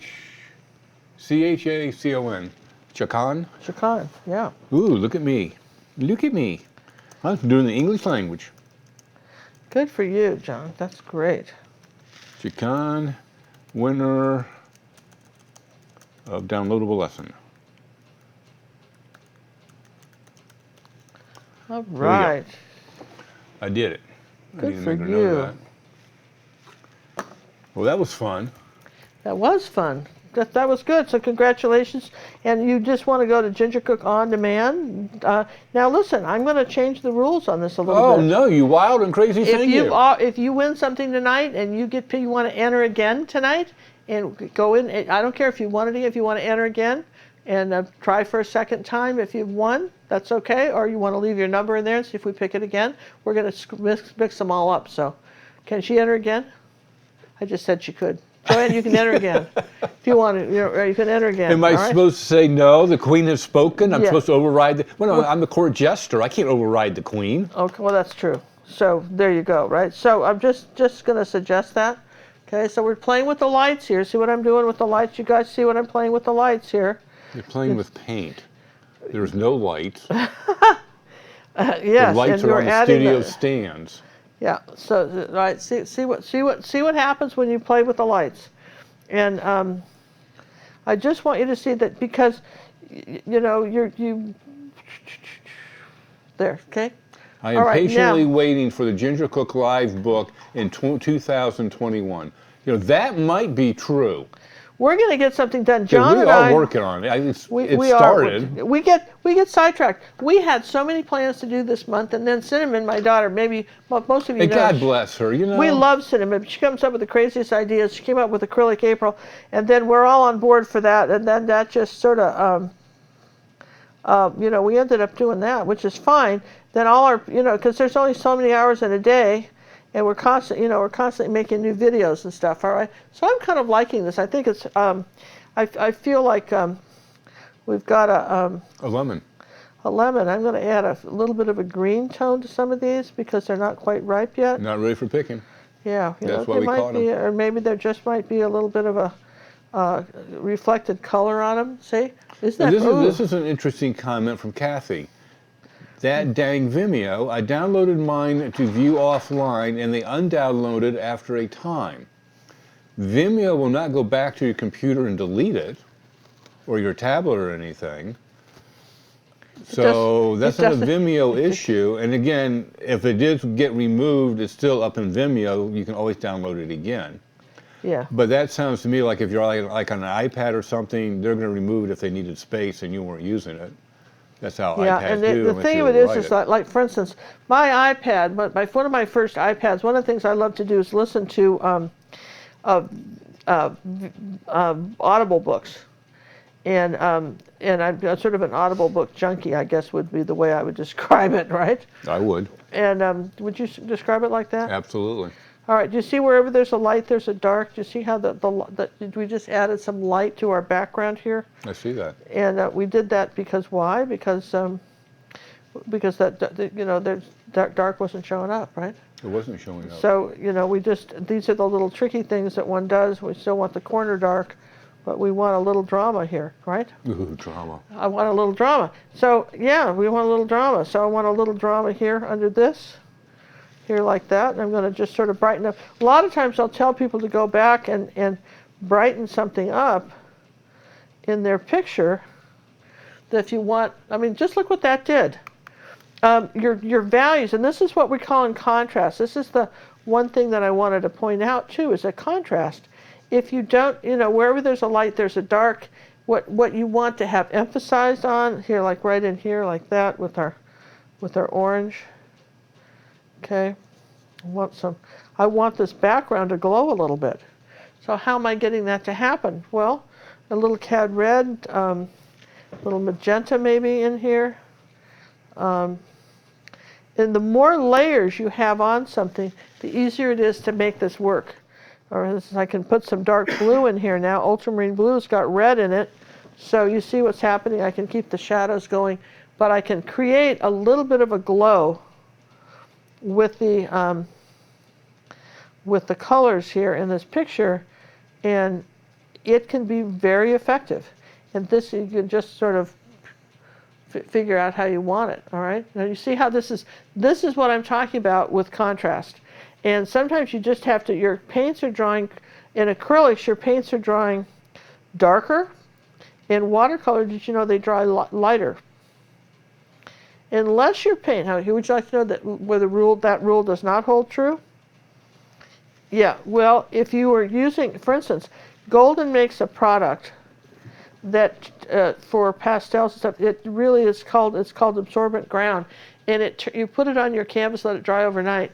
It's very milky, thin, like very thin pancake batter, and that turns your paper. It turns your canvas into a paper-like substance, so everything wicks when it's kind of like watercolor. Like watercolor, and that will dry lighter. Oh. Here's another question. Never got your latest newsletter, which we sent out on Monday. It's not in my spam or in my trash either. Okay, if you do not get our newsletter, if you're an AOL or Yahoo, more than likely they threw it out. They do that. Also, if you put in our email address that we use for sending them out, which is newsletter@gingercooklive.gallery, into your contact list, you have a good chance of getting the newsletter delivered to your front door. Or do a search for that particular email, newsletter@gingercooklive.gallery, and see if it's in your email somewhere hiding. Okay. We plan on doing more newsletters, a lot more than we've been doing. We're going to try to go to 2 a month. We're planning on that. Aren't you guys impressed? It's not that we get. I think we planned on this every year. We plan on this. It's like going on a diet or something. It's just I'm going to. The best laid plans, right? What is it called on Academy when I look at it? It says 2 cookie, 3 cookie, 4 cookie, box of cookies, OMG cookies. Really? I have a box of cookies. One of them's a box of cookie, a couple glasses of milk, and put your feet up and relax. I think that was on one of the Waving Waters is that way. That was tough for you to do, so I know it's going to be tough for anybody else to do. So what does that mean, Miss Queen of Mine? Well, look, we could have said beginner, intermediate, advanced, and oh my God, I can't believe you asking me to paint that. We could have said that, right? But we like cookies. Because we're doing a Ginger Cook, we were doing a play on words. We weren't suggesting that you eat while you paint. That if you ate a box of cookies while you painted this, it's going to come out. It was going to come out. And don't eat more than 1 cookie while you're painting this. We don't want you to be distracted. That was not the purpose of that. Yes and yes. So the 1 cookie lessons are basically the beginners. Yeah. they're Anybody should be able to basically- do them. Yeah, and here's the thing. When I first started painting with acrylics, nobody was painting with A acrylics. few years ago. This was some years ago. I was 17. They came out. My mother was an oil painter, and I didn't like oils. I had done watercolor, but I had done some oils. But they came out with acrylics, and they were my ideal paint. You could dry them with a hairdryer, even back then, and they rinsed with water. They didn't stink. You could do them in small spaces. I was living in a motorhome at the time, and so it wasn't. You can't. Oils need a lot of ventilation, or you can die. So they were ideal, and I was painting with them, and nobody knew. The only people that were using them like watercolors. And the first time I painted a paint, I was living in Aspen at the time. There must have been 25 art galleries, and I was fast forward a couple years, and I wanted to get my art in art galleries, and they said, "What is it?" It's acrylics. Oh, we don't take them. And so my goal was to paint. I painted stuff for every art gallery, and I wanted to make my paintings look like oil paintings. And I've got some techniques that I don't think that really I invented, that you get the basics of what I teach on our academy. Nobody except my daughter Cinnamon even knows those. She doesn't really use your techniques. She doesn't use them most of the time because of the way she teaches her art for the style painting she does, though she knows them. And when she was going to college, Cinnamon won all kinds of awards in college. Besides being Art and Architecture Student of the Month, I want to brag on my daughter for a minute here. Does that, you got it, that was a big deal, right? And do you see how we're putting a little light here? I just want you to just show you what I'm doing here with the lights. But see, I wanted to say that was a branch. Do you feel like it was a branch now with we had a branch before, but we didn't really have one, did we? Because, and I just played with the purple a little bit, and maybe I'm going to say some of this is a branch coming over here like that. Well, just maybe it came through here and disappeared, right? Something like that. And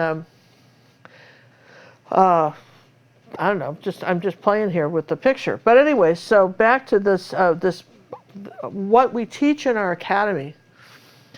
Some of our lessons are really long. This last one I did was 3 hours. We suggest you watch them, just play them and see them. Some are 30 minutes, some are an hour, some are 4 hours. They get advanced. And you really see how I do it and why I do it, and I explain to you stuff. John isn't on any of the videos. He's filming them. Some people find that it's hard. I understand my friend Lorraine. She feels like it's hard to concentrate when a lot of people are talking. And I get that. Sometimes if I'm going downtown and I need directions, if I have the radio on, the minute I'm starting to look for signs, everything has to be quiet. If I'm lost, and driving the car, everybody better shut up because I need to focus. And that's okay. This is a bad thing or wrong thing. It's just how your mind processes information. And if you like just you and me together in the studio, then come join the academy and watch those lessons because that's what they're like. All of them. Okay? Just saying. Just going to put a plug in for us. Yes? Yes and yes. Okay? And we reward people, and I want to say this too. We have rewarded people. When we first started the academy, I'm going to just say that, I'm going to give a shout out to say Victoria Snyder, who was one of the first people to join our academy, and Andrew and Sadi, the first people that joined. And we told people that we would, if you kept your membership, we would never raise the price for you. You'd have it, and not only would you always be guaranteed personal art coaching as long as you didn't drop it, but regardless, because at some point we will get so full we won't be able to do it. There's only one me, and there's a lot of you, right? Right now, where I'm very comfortable doing personal art coaching for people, and there's plenty of room, come join us. But if you stay with us, and there's price increases, not for you, and you get there's all kinds of privileges being with the academy besides personal art coaching. I think that's just one of them, is that you're guaranteed your spot. You just got it. All right, do you see kind of what we're doing here? I think we need to have another draw. Let's do another draw, you guys. I'm going to put in some flowers, right? 7-day this time. 7-day. You don't have to enter again. We're just going to randomly rotate mix them up, shake them up in the old program, as it were. Oh, look at that. We're up to 200 and my screen's getting smaller. 203. Yeah. So we picked up another, 40 more people? Hi, you guys. Glad And for the everybody's new people that entering. just joined us, hello, thanks for joining us. You're late. No, thank you very much. What we're covering, if you just joined us, we're covering the 5 aside. He's going to pick a number. Go ahead, pick How the am I number. supposed to pick, if you're going to be talking, Shh. are you going to be quiet now? Echo, pick a number between 1 and 203. Your random number between 1 and 203 is 176. What an excellent number. I was at that end. What is it right there? Okay, this person gets a 7-day membership. 7-day membership. And her name is, I'm assuming it's a her. Her name is Tina. Tina Garza. I think that's right. G-I-R-Z-A? No, G-A-R-Z-A. Garza, okay. Congratulations, Tina. 7-day day membership at Academy. Okay, Tina, congratulations on that. Just contact us on gingercooklive.gallery and we'll set you up. That's a 7-day membership for Tina Garza. We had a nice comment in here. Yeah? While you're looking for the comment, let me reiterate that these are the 5. Oh yeah, what we're doing. 5 absolutely surefire things you need to have in your painting arsenal to have more successful paintings, and whether you're painting with acrylics or watercolor or just, you know, whatever. And they are, we talked about brush direction, the way how you know, you notice on this log, I went this way on the log. Do you see that? On the stick to make it look like it was curved and rounded. If I'd painted it back and forth, it would have looked flatter or like a flat board even if I'd lit it. So your brush direction is key. Also, in this, for instance, this painting, we're talking about a light source. We've said the light is coming from the top, so look at the leaves that we've sort of lit more. We kind of put a shadow here where this leaf is. You know, if I took this dark green leaf here, for instance, and overlapped, I have it behind there, but if I overlap this one here, there you go, if I overlap this lemon right there, see? Now I've tucked that lemon in there, I would put a little bit of a shadow right there. Okay, and if I wanted to say it was off the leaf a little bit, if I want to say that, right? Let's see, I'm out of yellow, so let's see, what did I do with that? Here. If I wanted to say it was off the leaf a little bit, now that got a little purpley on me. How'd that happen? I think I grabbed the wrong green. I think I grabbed purple, but it's okay. That's definitely the wrong green. So that's all right, I can fix it. It's fixable. Okay, so all right, so we're saying there's that leaf there, then there will be, I have to put a little bit of a shadow there. And if I wanted to say that leaf was kind of away from the lemon, my shadow might be, and it wouldn't have to be, it could be a green shadow, it could be something. Maybe it could be a green. Maybe, you know how sometimes lemons, let's see, I'm getting into muddy colors now. Why is that? Because there was some purple in that blue. So let's take a little bit of that, more yellow. You'll notice how I'm over here testing the color. Do you guys see that? Then I'll put a little magenta in there to tone it down, to gray it out because it's off of it. So if I come here like this, let's say that there's a bit of a shadow right here, that leaf looks like it's floating a little bit above. You now raise the leaf. I've raised the leaf up a little bit because I kept the shadow away from it. Do you have your golden titanium paint handy? Yes. Can I see it, please? Mm-hmm. Here's the Australian sienna, and this is the... It's the big tube. I just gave it to you yesterday. This one? This golden titanium white? It's not open, right? It's not opens. Well, it doesn't need to be opened. No, it's not golden open. No. Jackie made a comment. I see you're using golden open white. No, we're not. No, we're using just titanium. Golden opens have a black border around their golden name. That's how you can tell the difference real quick. Just so she doesn't do that. Ginger, you are looking younger and younger every day. Your engagement look fabulous on you. Thank you, thank you, thank you. I think being with John has been a new lease on life for me. I tell you what, it's been fun. I think he's enjoyed, our company. Here, I'm going to put the light back here on the lemon. Look here, a little bit of light back here on the lemon. See here? See what happened? Ooh. A little bit of light back there on the lemon.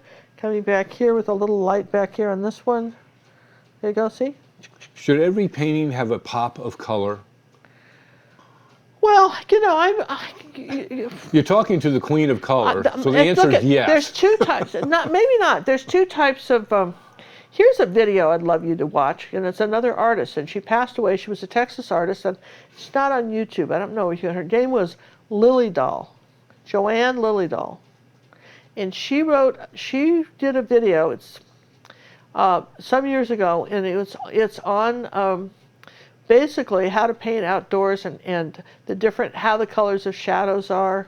And she talked about the difference between colorists and tonalists. And before the paint, okay, we're also happy. We've got jars and paint tubes and stuff like this, yes and yes? But did you know before the Civil War, there were no paint tubes? Civil War was in 1865, and the first paint tube got invented by an American, I want to throw out there. Not that we're getting too patriotically crazy here, but we did. Nonetheless, he invented it for watercolor. But by the time Van Gogh shows up, and those guys, there are tubes, paint tubes. But before that, there were not paint tubes. There was just pigments and oil and mortar pestle things, and there were pig splatters where the paint got mixed and put in pig splatters, and they looked like a little bit like a ball, and the artist kind of tied off the top and then put it in the bottom and then tied off the top, and then he would poke a hole and squeeze it out and then sew it up at night. You weren't going anywhere with pig splatters out there in the field, right? You were staying in a studio. And so and this was before photographs for the most part, there were some, the Van Gogh and those guys all used reference photos, and they were out in the field, but they used photos Renoir and stuff. They weren't against that, though it was a little expensive. Van Gogh probably didn't have as much access to it as some of the others, but it was available. But, go forward 100 years before that, it was in the studio. The lighting, the north lighting in the studio, you don't need that today. My God, you've got electricity. That was because that was a constant light. It didn't create shadows on their artwork. And so these guys were tonalists because their paintings usually started with a black and white sketch, and they painted everything in black and whites and then started adding the tones from there. So their paintings did not have a splash of color somewhere. But study the old masters, study the Impressionists, who started to go out in the field and notice that shadows were purple, and then color changed. So you're either tonalist or a colorist, and depending on how you see the color. And so there's no real rule to that. Is that a good explanation? The Yes. downloadable lesson is a 1 credit. We have a list of 1 credits. If you look under the list of titles, it'll list all the one credits. Most of them are 1 credit up there. Some of our newer ones are more. Can we see the list of the tips again, please? Can you just lay that out there? Yeah, so let's put our tips out here again. So we're talking about 1, brush direction. Wait a minute. I have to zoom out a touch. Let's talk about brush direction. There we go. We're going to talk about the light source light source really for your contrast, because if contrast is so everything in a black and white photo either is going to look like gray, shades of gray, or it's going to have some lights and darks, and usually your center of interest it's going to have the most contrast.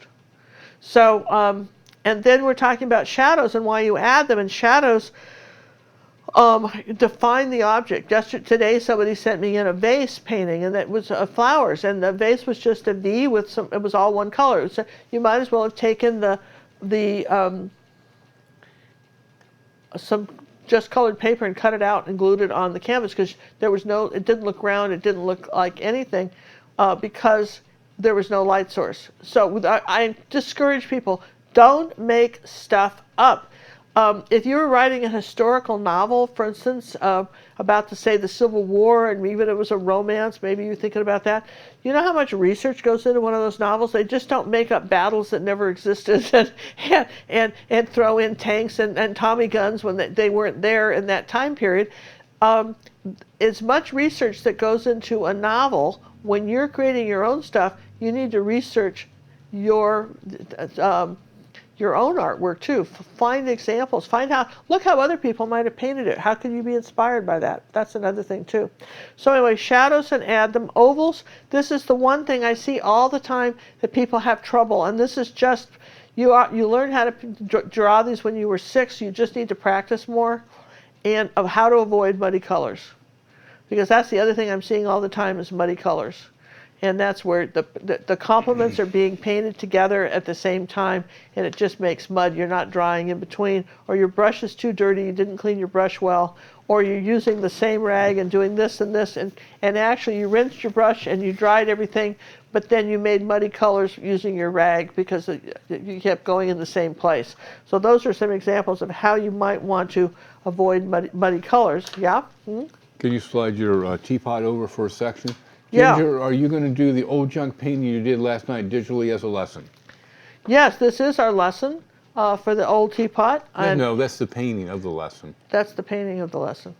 It's a mere 3-hour lesson. Yeah, that's going to be in the Art Academy. Then that will be released later on, probably next month in May. Yes? Probably. Yeah, probably. We'll let you guys get all through the stuff that's going to be in our Art Academy next May. That is a challenging piece. There is literally hundreds of layers of paint. Yeah, in this. It's so all it's about a very Let me just zoom interesting- in real quick. Hold it there real steady. I'm going to zoom in on a section. And just look at how many colors are right in this little section right here. Look at that right there. And that is just one little area. Don't you have some of the ones that we've done recently? So let me show the one, the carriage we photographed. John and I have been filming videos like crazy this week, not just doing the tutorials for our April challenge, but getting all kinds of acrylics. We're going to be going to visit St. Petersburg in Russia and get to go see the Hermitage Museum. I'm all excited about that. We've been making videos for a while. We're going to be traveling there. Hopefully we're going to get to see some of our European friends on the trip.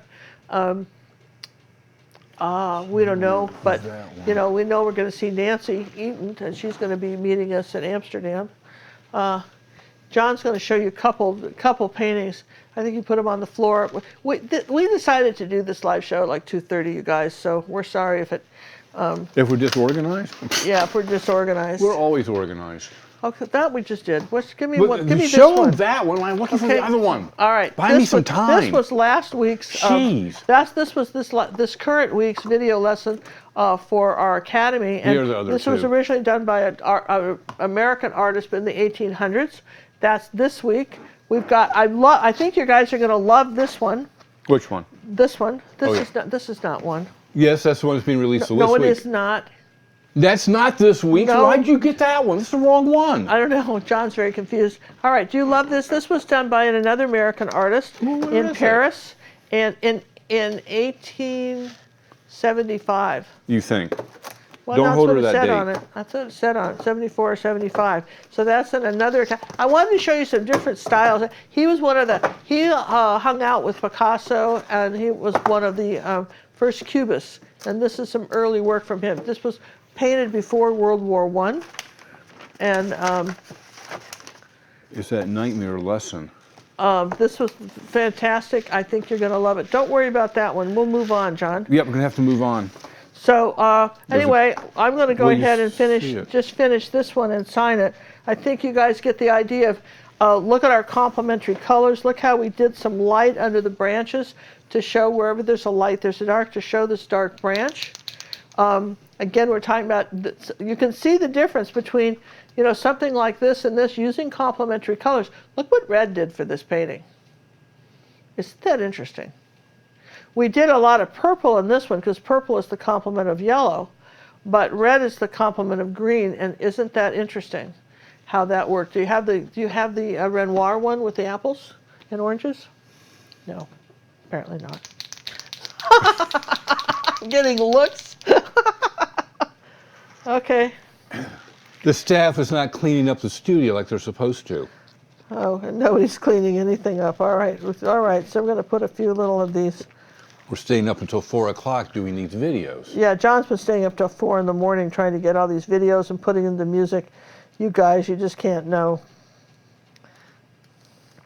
I'm going to sign this now.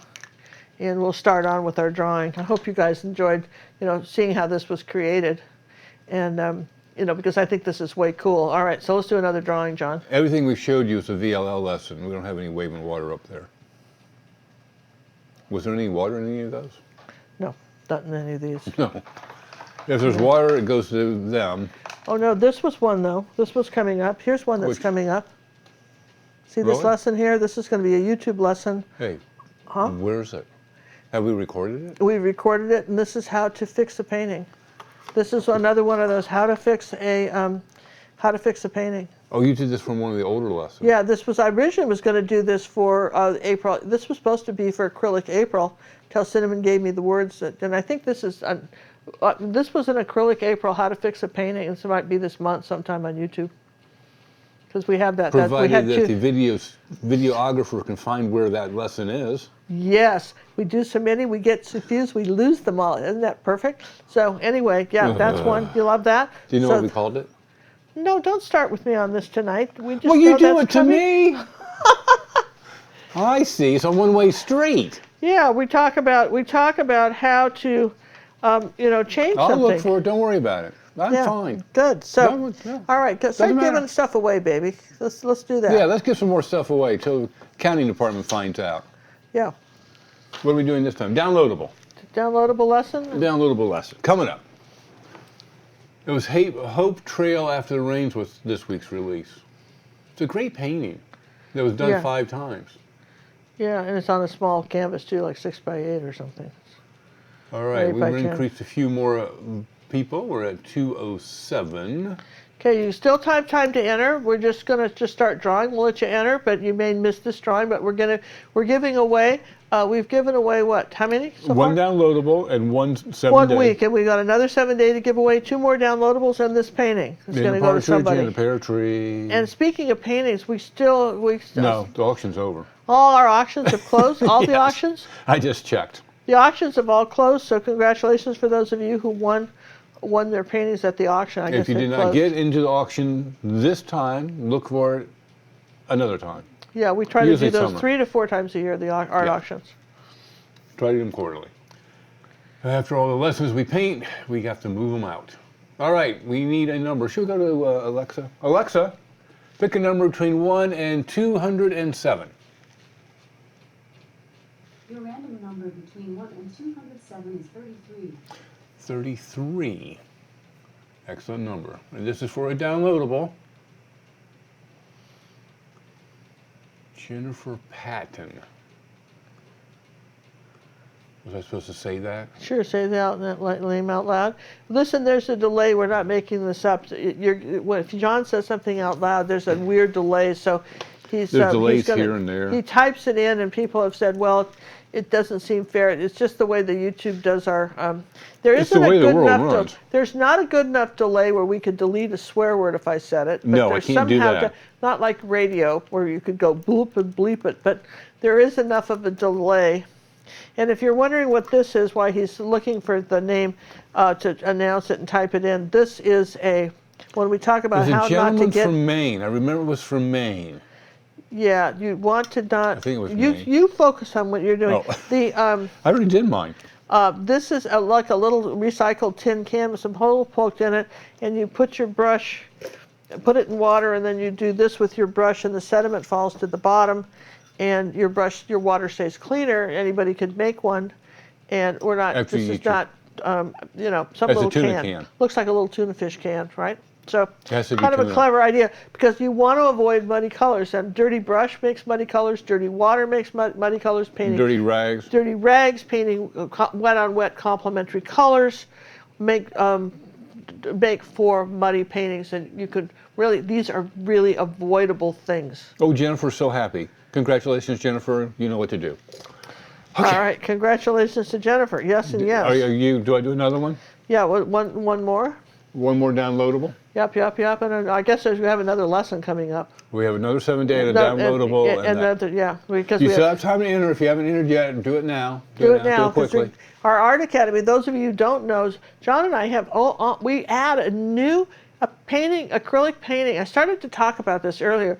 When Victoria and Andrew first joined our academy, there was just a few lessons on there. Now there's close to 400, and every week you get new ones. You couldn't possibly paint all the lessons we have in the time you have. I think we had Irina did it. She did. But we had one student do it out of all, because she just She painted just spends all day. all day. Well, she was ill and never left her bed and just kept painting little small things, and she'd do the next one. So, And she got better by doing so many. oh my gosh, she got so good. Yeah, it's And I amazing. say that in the past tense, but then her health had taken a turn. She was in Yeah. bed to begin with, and we haven't seen much of her lately as far as her artwork goes. But our, No, she's Irina, say hi to her. But what I'm saying is, it is a deal now, you guys. That's, I mean, every day, every week it becomes a better deal because of all the lessons that we have from beginner to advanced. Go ahead. I'll be good. I'd like to say hello to my sister Nancy, who entered the contest. Hello, Sister Nancy. Hi, Nancy. Hello. Thanks for showing up. Where's the support for your brother and fiance? Draw Ooh, something. Oh, sorry. Draw I got something. distracted, my queen. He gets distracted. All right, come so on, we have you guys, more have people. fun. I'm at 211 now. Awesome, awesome. Echo. And we're still giving away this Oh, eventually. Echo. Pick a number between 1 and 211. I forgot who I was talking to. This might answer your question. Oh, it's not. The average of 1 and 211 is 106. Did that answer your question? Okay, I'll take it. 106. So who's that? That's just dividing this up pretty good, isn't it? Yeah. You know, she's I all was over the reading, you place. guys. I was reading that on business, something on the computer today, that that the little devices that are that we talk to from you know who with the big A. You can't say names anymore because they all know they're talking about. That there's monitors on the other end of the. Sometimes that people. Oh, people listening to the conversation The that's going on? conversation want to know what questions you're asking. Well, it's the only way they can make her smarter. Yeah, okay. All right, downloadable lesson is one by Bertha Fong. Bertha Ooh. Fong. Bertha Thong, congratulations. F-O-N-G, You know, so that's it. downloadable. Go to gingercooklive.gallery, Bertha, and Where am I going? after you've gone to gingercookondemand.com and picked out your 1 credit lesson, then go to gingercooklive.gallery and tell John which one you want. We have to have the title, and then we'll give you the secret code. Woohoo! Why can't they use the contact us form on the Ginger Cook On Demand website? You could do that too. I think that would be a better idea. Ooh, John, I just love it. Every website has a way to communicate with moi. Oh, good. All right, I download just it. yell. I'm telling you. All right, we got one more lesson for the 7-day, right? We've done 3 of the, have we Yeah. done all 3 of the, I don't know. You writing down anybody? oh, that's supposed to be blue. Jennifer's was a 7-day. Yeah. So, all right, and we're also going to include with the when we do the painting, when we send the painting, we're going to send you one of these little heavy-duty cleaning samples of tub of towels too. Whoever wins the painting is also going to win the tub of towels. So we had 2 Because I like the yellow with the lemons. How's that? Oh, wait a minute. Jennifer, what'd you win? I got my colors confused. Well, you told her she won a downloadable lesson. Is that what I told her? That's what you told her. So do another drawing. Look, if she ended up, you know, Yeah, okay. doesn't matter. So she gets a downloadable? Don't mean to have a 7-day that we're Yeah, doing 7 day are given away now. Okay. Incidentally, you're going to ask Alaska first, right? Yes, please. Do it quickly. Jeez, I've had more people in it. I got to get another new number. Okay. 218. Okay. Alexa, pick a number between 1 and 218. Your random number between 1 and 218 is 215. 215? Wow, that's a late comer, isn't it? Man. You just got in by the skin of your teeth there. Who's that? Mindy Horstman. Horstman? Horseman? Well, it's Horstman. Horstman. Horstman. Horstman. Oh, congratulations! That was a late entry, and you won a 1 week at the Academy of Fine Art and Acrylic Painting. This is fabulous that you have access to all those lessons, and not just one lesson, it's whatever you want to paint during that period of time, and we've got some great stuff. So you'll just use the contact us on our website to do that. And what's the website? gingercooklive.gallery. Aha! Oh, you're so clever. That was a 7-day. Yeah. And again, if you came in late, you guys, what the purpose of this, these surefire examples of how to improve your painting, whether you're an acrylic artist, an oil painter, watercolor, doesn't matter. These are the 5 things that you want to really pay attention to, and you want to watch the beginning of this video to, again, if you need to see the examples of this. But one is brush direction. The direction that whether the brush goes up and down or at an angle or whatever will determine what something is. Your light source and your contrast, that's key. Shadows. You have to have shadows on places. There should be a light source. Therefore, there will be shadows. And where you put them, that makes a difference. Then the thing that I have found as a personal art coach, professional art teacher, and acrylic artist is that this shape seems to give people terrible trouble. And so we came up with new ways to tell you how to do it. That's the only thing I can say for that is practice it. You learned it already when you were a kid. Just get that skill back. And then how to avoid muddy colors. That's what you want to avoid is muddy colors. So those are your 5. And you have John's gone ahead and typed in that name. And incidentally, if you're enjoying this lemon painting, you might have fun going back. This is a YouTube painting that was very popular last summer. And if you like what I did here, you might consider creating a reddish, orangish red background and redoing this painting in red. So don't you think it's pretty in reds? It's very pretty in red. I mean, I actually like it better in reds myself. Though it would be nice together. I could see how you could have a pair of these and have a red one and a green one Ooh, with purple. A pair with lemons. Good idea. No, a pair of pictures. We're not a pair of pictures. We're not talking about the fruit Now, do you pairs. spell that pair the same way? Are you confused again? Is this English language? Are you on the medication still? Did you remember your pills? Okay. So anyway, that's one of my thoughts. I think that would be really one pretty. One of your thoughts. One of your many thoughts. Many thoughts, but a good one. Yes and yes? Yes and yes. All right. Have we given everything away except for the painting? Good. Yeah, time for the painting, you guys. Time for the painting. So we've given you all the time in the world to sign up for the painting. Now the entries will be closed. And we hope you've had a chance to sign up to win the painting. And if you won something else, we don't care. We don't care. We'll let you go and win the painting too. We just figured that we're not. We got up to 220. Got to 220.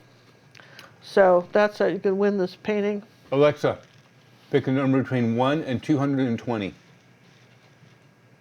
Your random number between 1 and 220 is 157. 157. So somebody won the original ginger piece, Cook art piece. And this is on real canvas, 6x8. People always ask me, what do you use for that? These are actually what we call, they're little acrylic tablets from Jerry's Artorama. You can get them on sales. You see 10 sheets, and I've seen them on sale for under $3 for a tablet of like 10 sheets. If you're by the way, if you're participating in our acrylic challenge, at midnight we do a release every night of what the 12:30. 12:30 we do the release of it. And I don't remember. And some of you may find that if you're painting every day, that can get a little costly. A good trick is if you're going to use like watercolor paper, tape it down to a board or something, and I would suggest you use something like gloss medium and varnish from Liquitex, or even something like golden gack, either 1 or 200. Use those, either one of these, and coat your paper with that, thin coat of that, let it dry, and then your paper will not be as absorbent. And you want to know that little trick while he's figuring out who won something? I already won. I'm ready to just type it and say it, but you're busy. I don't want to interrupt you, my queen. No, you don't, because here's the other little trick on this, and we're going to find out, drum roll, who won the painting, is that the advantage of painting on paper, particularly heavier duty like cold pressed watercolor paper, is that you have a part of the picture you don't like, you can take some scissors and crop it. Just saying. Okay. Who won? Who won the painting, John? Charlene Benson, come on down. Congratulations. Is the winner of the 10-minute lemon painting. Yes. And we'd like to thank Art Thomas for the donation. Thank you, Mr. Art, and we'll take care of your request. Thank you very much, Art. We appreciate everybody who did the donations tonight, and we thank you very much again. This was kind of you, and we appreciate all the comments. If you watch our videos through to the end, even if you just leave the room and play them, we'd appreciate it because the YouTube cares about watch time. We appreciate it when you subscribe to our channel. Your comments all are read and appreciated. I try to get through and type a response to everybody. I love seeing all the artwork that's being presented in our Acrylic April challenge room. I'm so proud of everybody that's taking part in that. And then, did you guys know at the end of the month, we've asked the artists that have taken place in the challenge to just take their favorite one and maybe take a few hours and really do their favorite painting, and then we'll post those in the main clubhouse, Ginger Cook Acrylic Painting Club on Facebook. And if you haven't joined us with that, please check over. That's a free acrylic painting club. Great place to be. See what everybody's doing. Anything else, McQueen? No, did you guys have fun? Any other questions I can answer before we sign off? I don't know. When we first talked about doing this, hey, we're sitting down, took my car in for a little service, a little checkup and all, and let's go to Panera and have a little breakfast. So we did. She goes, hey, why don't we go live tonight? I go, okay, I'm not doing anything, only working on 50,000 videos, but that's fine, let's go live tonight. It won't be longer than a half hour, I promise. Sure thing, Ginger, half hour tops, not a problem at all. How are we done? 2 hours. That is so close to a half hour. I'm so sorry, you That guys. is so close. And if you were any closer. I had no. I'm so sorry. This wasn't long to explain the list.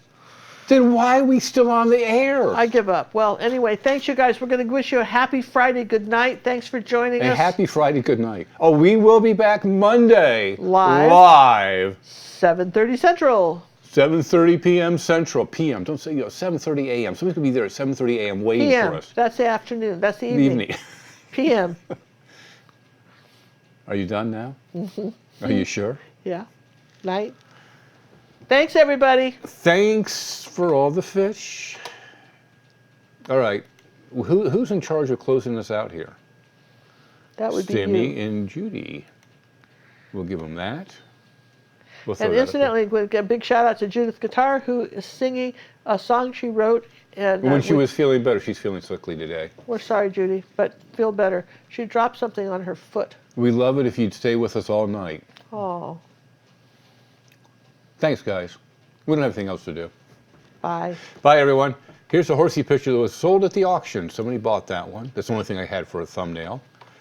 Judy and Sammy, take us home. I'm a student, I say with glee, of Ginger Cook's Academy. Take your time and do not rush.